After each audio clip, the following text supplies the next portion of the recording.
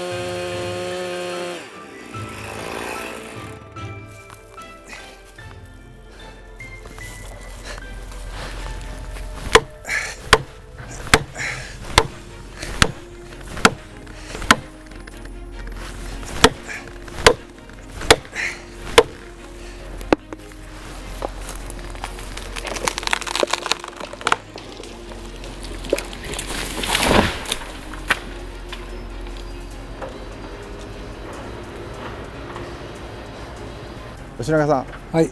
すみませんね、今朝道に迷いまして。いえいえ、なかなか山奥なんで分かりにくいところなんですけど、よく来てくれました。ありがとうございました。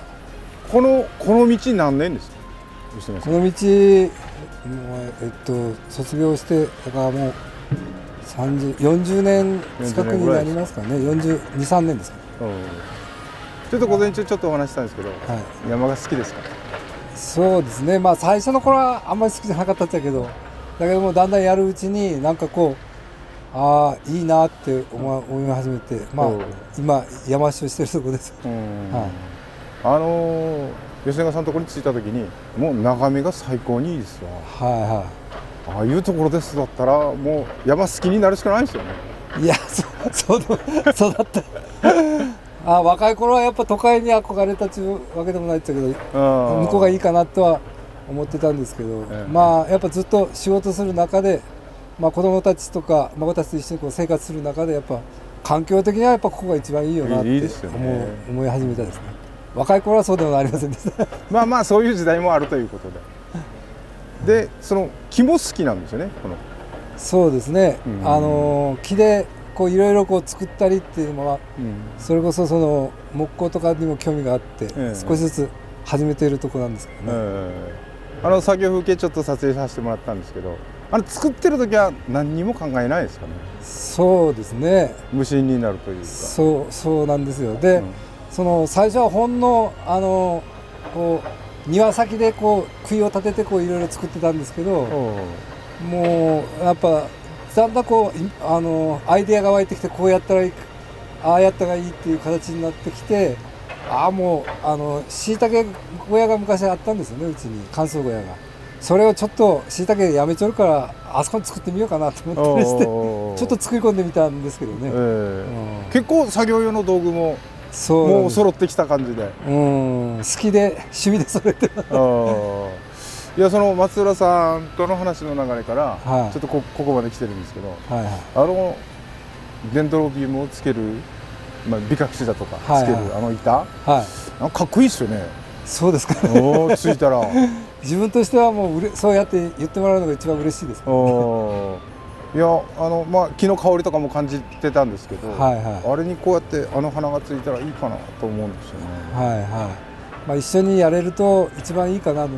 俺松原さんが好きなんで、人間的にももうなんか相性がいいっていうか、もう人がいいみたいな感じで、なんか似てるところがあるかなと思って。ソフトな感じはよく似てるところがあるかもしれない。それで俺がこう板を持って行っても全然嫌な顔せずにいいねいいねって言ってくれるんでついつい甘えてここまで来てしまう。それとそういう木で作ったものをこう使ってもらえるっていうのが自分でも喜びにもなるし、そういう人たちを、木が好きな人たちをこうバックアップしていきたいなって思ってるんで、できるだけ努力して頑張ります。なんか人と木を結びたいみたいな話もしてましたよね。そうですね。なかなか林業っていう言葉もなんかあんまりこう耳にしなくなってきて、今は。だからそのあたりでもうちょっとこう林業っていうか自分たちの仕事もこう広めたいなっていう意味合いもありますね。この間松浦さんとこで話した時にちらっと聞いたんですけど、木で建てた学校とかは子どもたちの非行が少ないとかいう。やっぱり今そうやって木を使って校舎を建てたりとか、そういうことが今見直されてきてるんですよね。学校を建てたりするとやっぱ非行が少ないっていう話を聞きますね。木が人に優しくしてくれるんですかね。優しい気持ちになると、日本人はやっぱこう昔からこうずっと気を使ってきて相性もいいんじゃないですかね。優しくなれるんじゃないですかね。吉永さんみたいに。いやそれはもう優しい感じが出てますわ、雰囲気が。いやそんなことない。山男っていうとなんかこう力強いというか、ちょっとこわもての感じがするんですけど、吉永さんなんかソフトですよね。そうですかね。ありがとうございます。じゃあここどう進展するか分かんないんですけども、そのクルカラ村、私が撮影来た時は協力していただけますでしょうか。はい、ぜひお願いしたいと思います。好きなことを広めてもらうのもそうなんですけど、こうやってこう林業の場とか仕事場とか、その作ってるとことか木に関することを広めてもらうのが自分の夢でもあるし、それを手伝ってもらえるのは非常にありがたいですね。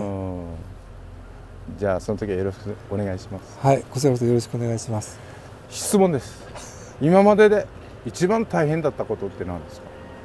大変だったことですかね。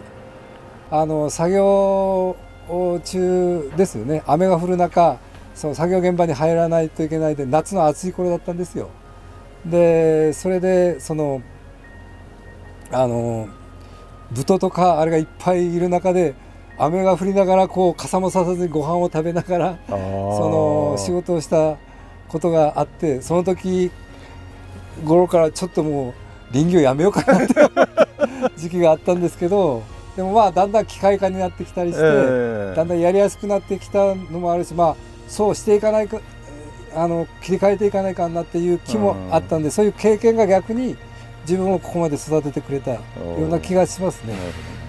ちょっと現場見させてもらったんですけど、もうほとんど機械ですよね。そうですね、今はもう機械ですけど、でもやっぱこういう伐採とかそういう技術はもうほとんど人間の手によってやらないといけないし、そのやり方がどう倒すかとかどうやって現場をやっていくかっていうところの見方がやっぱ人間が判断しないと仕事ははかどる。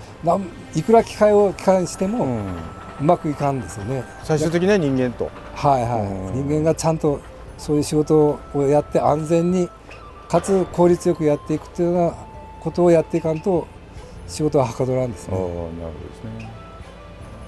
こうやって切り倒した木のあれ先っぽ裏とか言うんですかね。はいはいはい。木の裏を使ったその今回の。そうですね。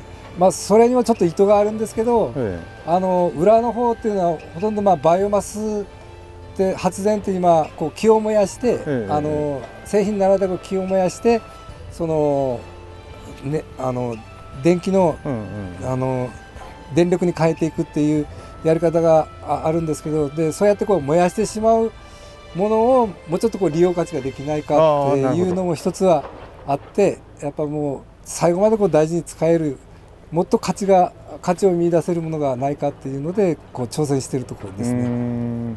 今後いっぱいいろいろ出てきそうですね。